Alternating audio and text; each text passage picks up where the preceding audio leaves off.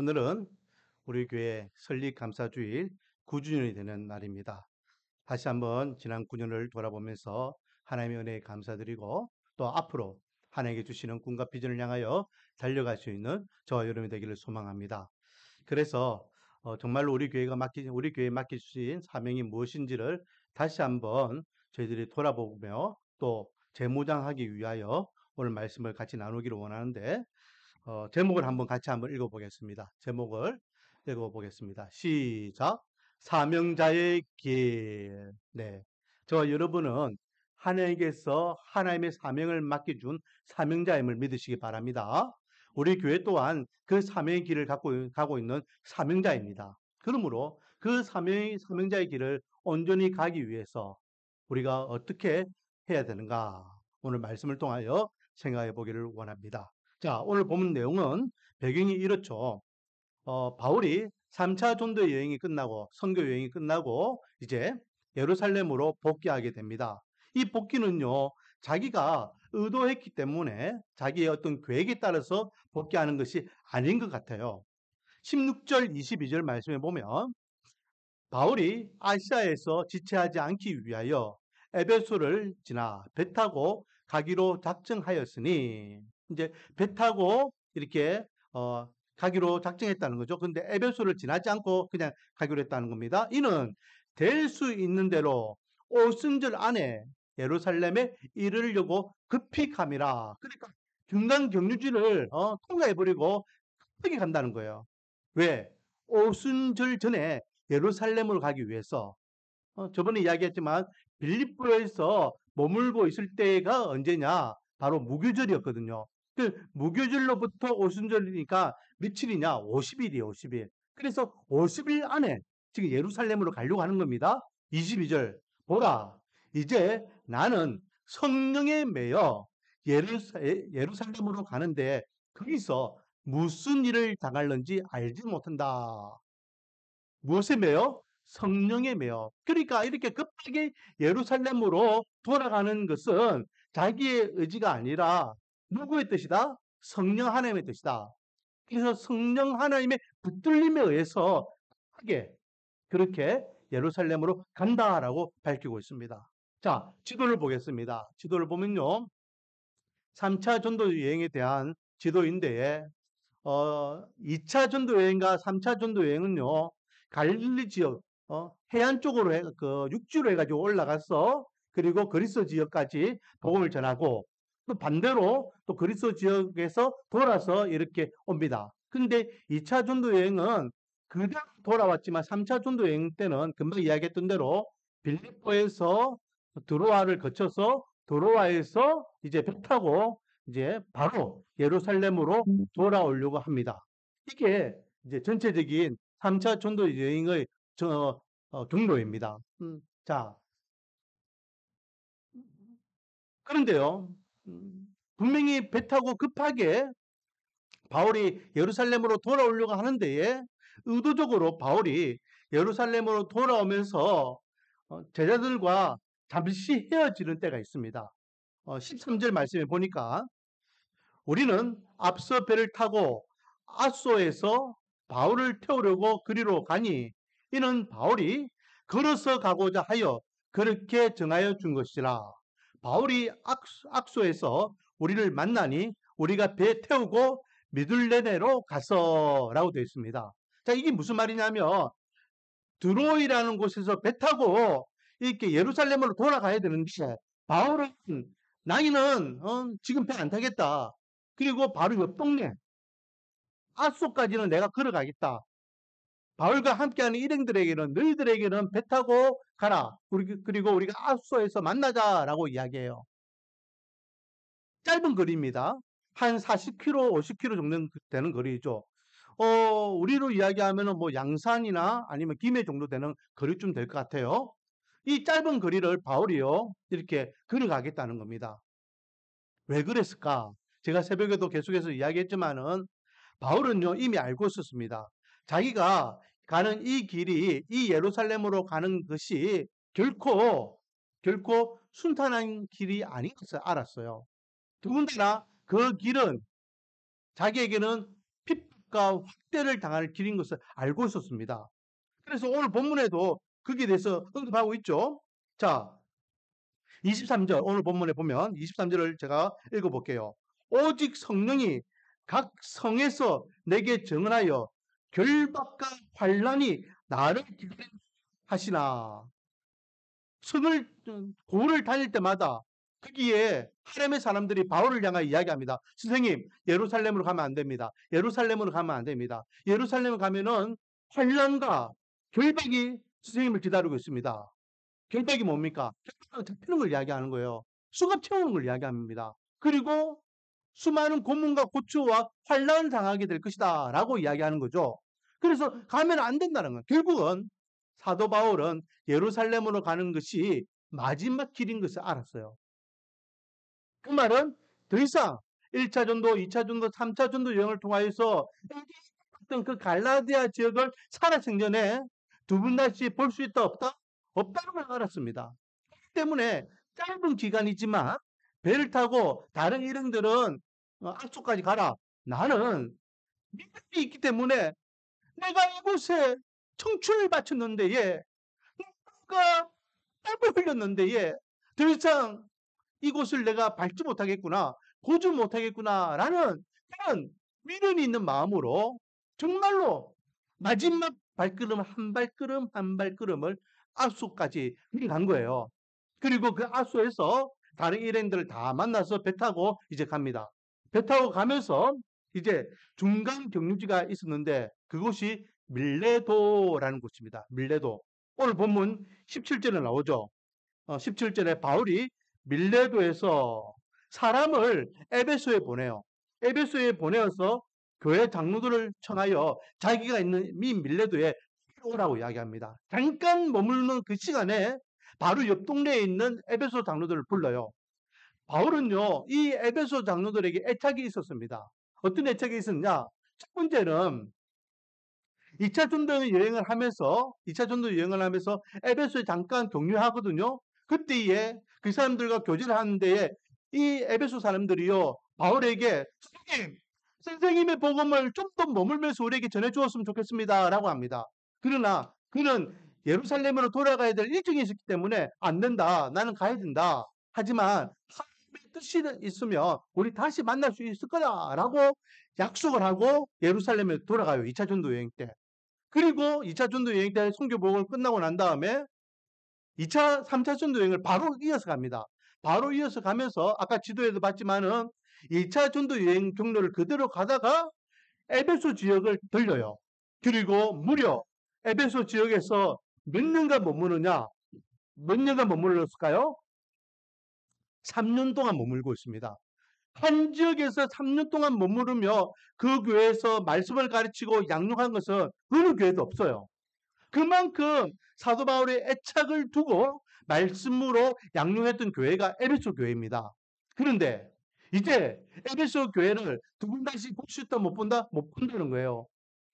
근데 그 교회 교인들을 얼굴도 보지 못하고 인사도 제대로 하지 못하고 그냥 지나간다면 두고두고 바울의 마음이 한이 될 것 같으니까 밀레도에 머물고 있을 때에 바로 동네에 있던 밀레도인 에베소 교회 장로들 부르는 거야. 와라, 빨리 와라, 빨리 와라.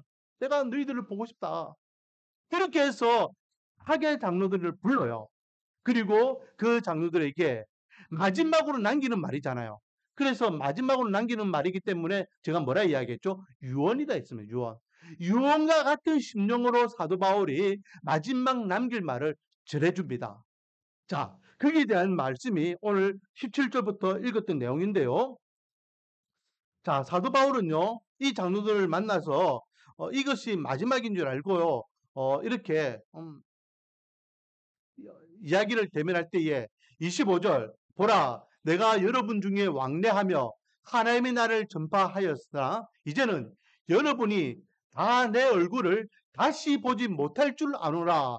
다시 보지 못한다는 걸 알았다는 거죠. 그래서 이 이야기를 들은 에베소 장로들이 어떻게 합니까? 38절 다시 그 얼굴을 보지 못하리라 한 말로 말미암아 심히 근심하고 배까지 그를 전송하였다. 눈물을 흘리는 거예요.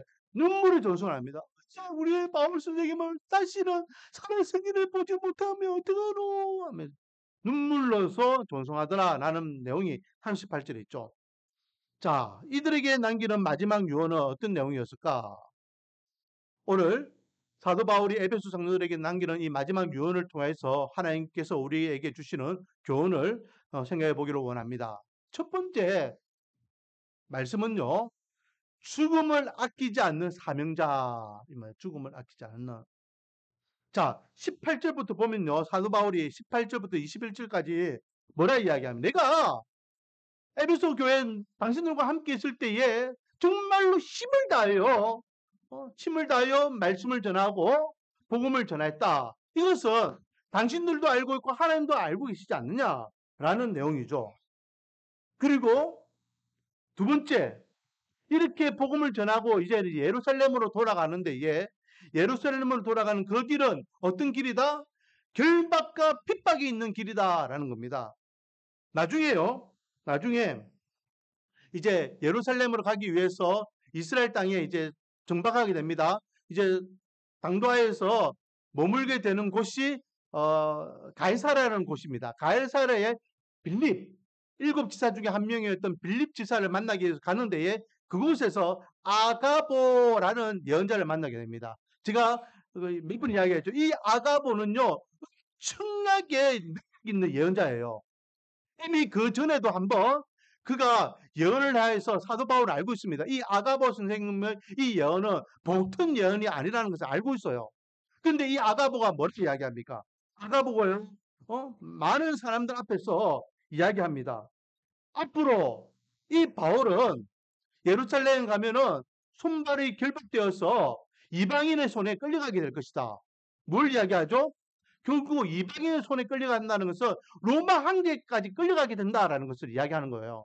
그것도 마치 대수처럼 손발이 묶인 채 그걸 예언하는 겁니다. 그러니 이 가이사랴에 있는 교인들도요 완전히 만류하면 선생님 가면 안 됩니다. 바로 앞에 예루살렘인데 가면 안 됩니다. 선생님 예루살렘 가면은 이제는 로마까지 끌려간다는데 로마 황제 앞에 끌려가면 당신 죽습니다. 라고 하는 거예요.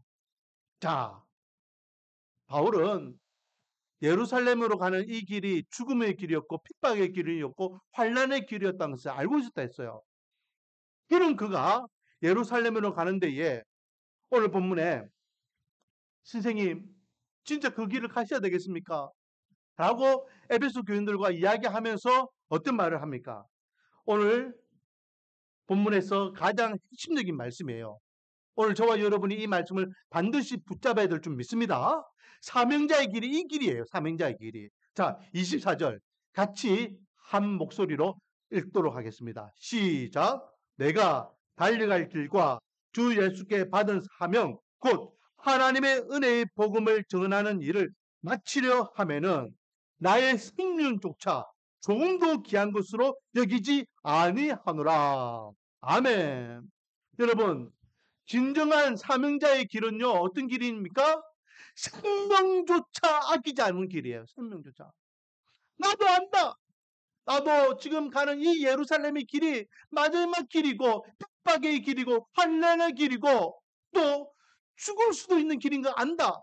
하지만 사명자의 길은 그렇다고 해서 그 길은 멈추는 거 아니야. 사명자의 길은 생명도 불사하는 길이야. 라고 하며 자기가 이 예루살렘으로 가야 될 길을 가야 될 것을 굳건하게 구하고 있는 것이죠. 그러니 에베소 장로들이 더 이상 사도 바울은 만류할 수 없는 것을 알고 하나님께서 함께하기를 원합니다라고 축복하는 것입니다. 여러분, 저와 여러분은요 하나님께서 부르신 사명자입니다. 사명자. 저와 여러분을 먼저 부르신 것은 우리 가정의 복음을 위하여 사명자로 세우신 겁니다. 저와 여러분을 직장에 보내신 것은 그 직장에 누군가가 주임을 맡아야 될 영혼이 있기 때문에 그 영혼을 위하여 보내신 사명자입니다. 학교에 보내신 이유는 그 학생들 가운데 한 백성이 있기 때문에 하나님께서 우리를 보내셔서 그 영혼을 살리라는 사명자입니다. 우리 교회를 이 땅에 세우신 이유는 이 땅에 영혼이 있고 얻어야 될 영혼이 있기 때문에 하나님께서 우리 교회를 사명자로 세우셨음을 믿으시기 바랍니다. 다음에 사명자는 무엇을 불사했는가? 사명을 불사하고 가야 됩니다. 사명자의 길을 간다 하면서 하나님, 제가 몸이 불편합니다. 하나님, 제가 먹고 사는 문제가 급합니다. 하나님, 제가 인생에 걸려있는 문제들이 너무 많습니다. 하나님, 이것 때문에 저것 때문에 이래도 안 되고 저래도 안 됩니다. 핑계 내면서 그 길을 가지 못하겠다 하면 그는 사명자가 아니에요. 그래서 두 번째 우리에게 주시는 교훈은요. 사명자가 생명의 길을 갈 수 있는 그 이유는 바로 십자가의 은혜를 경험하기 때문입니다. 십자가의 은혜. 아무나 사명자의 길을 가는 게 아니에요. 아무나. 여러분, 만약에 사명자의 길을 간다는 것이 정말로 제일 우선순위로 뽑아라라고 하면은 예수님이 12제자가 되겠죠. 예수님이 12제자는요. 예수님 옆에서 3년 동안 직접 보면서 가르침을 직접 받고 예수님이 표적의 기사를 직접 경험한 사람이에요. 그런데 그들은 어땠습니까? 3년 동안 동고동락하면서 예수님의 말씀과 표적과 기사와 하나님의 나라에 대해서 특히 마지막 일주일 동안요. 예수님께서 이 제자들에게 강력하게 메시지를 전했습니다. 왜? 십자가 길을 가는 마지막 일주일이기 때문에 앞으로 남았어. 이 복음 사명을 감당해 이 제자들이 또 준비가 덜 됐기 때문에 마음으로 크게 복음을 제시해요. 그런데 그 제자들 가운데에 가룟 유다는요. 예수님을 팔아버려요. 3년 동안 누구보다도 예수님을 옆에서 봤던, 예수님의 가르침을 배웠던, 예수님과 표적과 기사를 경험했던 가룟 유다가 예수님을 배반 배신하는 어이없는 일이 일어납니다. 뿐만 아니라 다른 제자들도 다 마찬가지잖아요. 예수님께서 다 잡히실 때에 감난산에서 그 제자들은 다 어떻게 합니까? 감난산에서 예수님이 잡히실 때에 그들은 다 예수님을 떠나더라 라고 말씀하셨습니다. 다 떠났어요.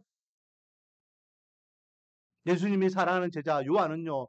멀리 뒤에서 쫄쫄쫄쫄 따라갑니다. 사도 요한이 따라가니까 그 옆에 베드로도 얼뜻기를 따라가요. 그 외의 제자들은요. 보이지 않아요. 왜? 선생님이 잡히고 지도자가 잡혔으니까 그 제자들과 그 따르는 무리들도 잡힐 수 있으니까 뺏으려나 하고 다 도망간 겁니다. 베드로는 또 어땠습니까? 예수님이 바로 앞에 눈에 보이는 목전에서 예수님이 예언대로 닭이 2번 울기 전에 예수님을 모른다고 부인하잖아요. 예수님을 그 목전에서 부정하고 부인하는 모습을 보게 됩니다. 만약에 사명자의 길이 정말로 예수님을 잘 알고 예수님과 함께하고 예수님에 대해서 내가 많은 것을 경험했다라고 자부한다면 이 12 제자는요. 예수님을 배신하지 않았을 겁니다. 누구보다도 주를 위하여 한평생 살아가는 목숨을 아끼지 않고 살아가는 그런 위대한 제자들이 되었을 겁니다. 그러나 그렇지 못했어요. 이유는 무엇일까요? 아직까지 그들은요. 십자가의 은혜를 경험하지 못했기 때문에 그래요. 누구보다도 잘 알았죠. 야, 내가 예수님을 잘 알아. 내가 예수님 12제자야. 야, 내가 예수님의 수제자야. 내가 베드로야. 내가 당신들보다 더 예수님과 많은 시간을 가졌어. 우리가 신앙생활 할 때에 그렇게 이야기합니다. 내가 목사야. 내가 장로야. 내가 권사야. 내가 집사야. 내가 이 교회를 몇 년 다닌 줄 알아? 내가 얼만큼 출석한 줄 알아? 자기 을을 이야기하면서 마치 자기가 대단한 사명자인 것이 이야기합니다. 그러나요, 진짜 목숨을 불사할 수 있는 사명자는 십자가의 은혜를 경험해야 될 줄 믿습니다. 할렐루야. 그렇게 예수님을 떠났던 제자, 예수님을 배반했던 제자, 예수님을 모른다 부정하고 부인했던 제자들이요. 십자가의 은혜를 경험하니까 바뀌게 돼요. 십자가의 은혜를 경험하고 부활하신 주님을 만나고 난 다음에 그들의 인생이 완전 바뀝니다.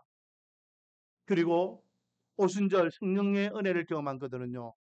더 이상 도망자가 아니었습니다. 담대하게 나가서 예수의 복음을 전했죠.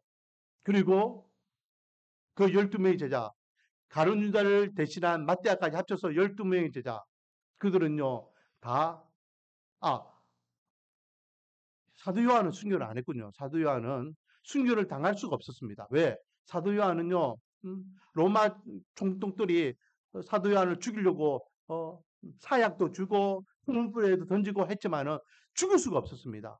그래서 어떻게 합니까? 반모섬에 보내는 거예요. 유배 보내는 겁니다. 인위적으로 죽일 수 없었기 때문에. 그래서 결국은 사도 요한은 이제 100세가 넘게 늙어서 이렇게 하나님의 품으로 갔죠. 그 외에 나머지 11 제자는 어떻게 됩니까? 다 순교합니다. 다 순교해요. 베드로 같은 경우에는요. 우리 선생님이 우리 주님께서 십자가에 바로 돌아가셨는데 내가 어떻게 쓰니까 똑같이 십자가에 바로 죽겠느냐 해서 십자가 거꾸로 달려서 죽습니다. 도마 같은 경우에는요. 이게 사학에 보면은